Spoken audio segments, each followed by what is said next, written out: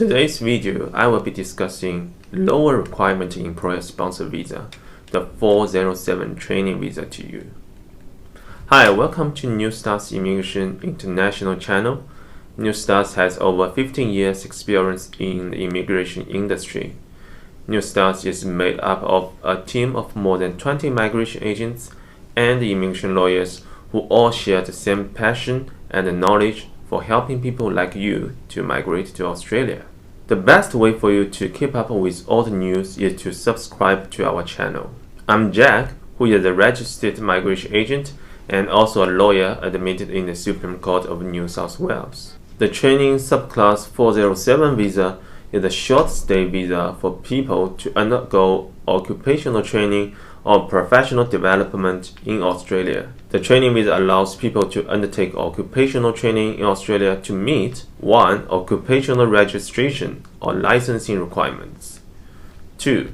To enhance skills in their occupation, or 3. For capacity building overseas. For most of the cases, applicants are eligible to apply for the second stream to enhance skills in their occupation. The visa is generally valid for staying in Australia for up to 2 years. The visa is subject to condition 8102, which forbids work apart from the training specified in the visa application.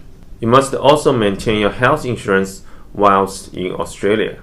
There is no direct pathway for a training visa holder to transfer to a permanent visa. However, applicants can use this visa as a stepping stone to apply for a formal employer-sponsored visa or accumulate work experience. And there are 2 significant advantages for the training visa, which are 1. The training visa occupation list is extremely wide. 2.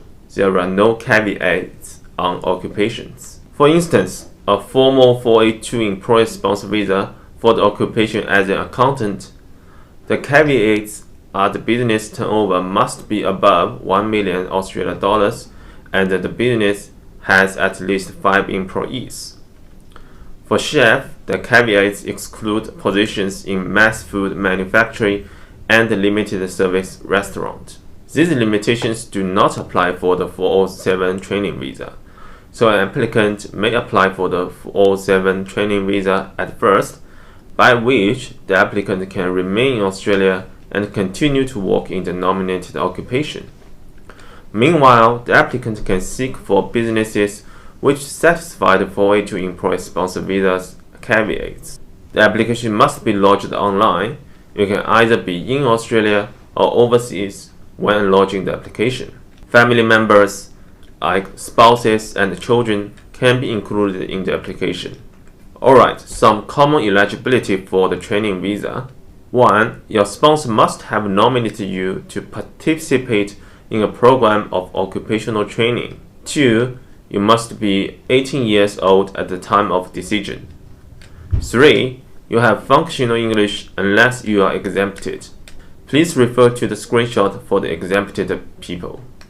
4. You have a mentor in the business who has relevant education and employment background to train you. Number 5. The business has created a training program which has tailored and timed to the training needs of you. And then number 6. You have recent and suitable prior experience. This can include employment experience or study experience. That is the equivalent of at least 12 months full-time experience in the occupation, and that has occurred in the 24 months immediately before the nomination is lodged. And 7. You have adequate health insurance. And 8. You meet health and character requirement. This is the general requirement for the training visa. If you want to have a comprehensive consultation, please book an appointment with us. Now I want to make an example for how to use the training visa to get the permanent resident visa. Suppose A is an accountant who is holding a 485 visa. During the 485 visa period, A only had 1 year work experience. Now A's 485 visa will expire in 2 weeks. Obviously, it is unlikely that A may obtain a 189 visa invitation as an accountant based on current invitation situation. but A's employer wants to sponsor A.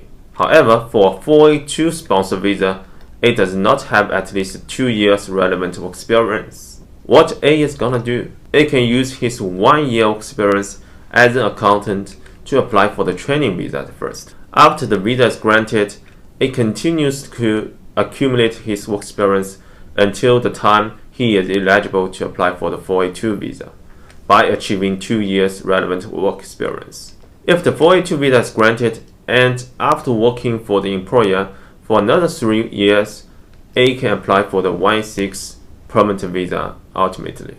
Alright, that is all the content for today about how to use the training visa as a stepping stone to finally achieve a permanent resident visa. Thank you for watching this video. Please do remember to subscribe this channel to get instant Australian immigration updates. Be safe and take care there. Bye.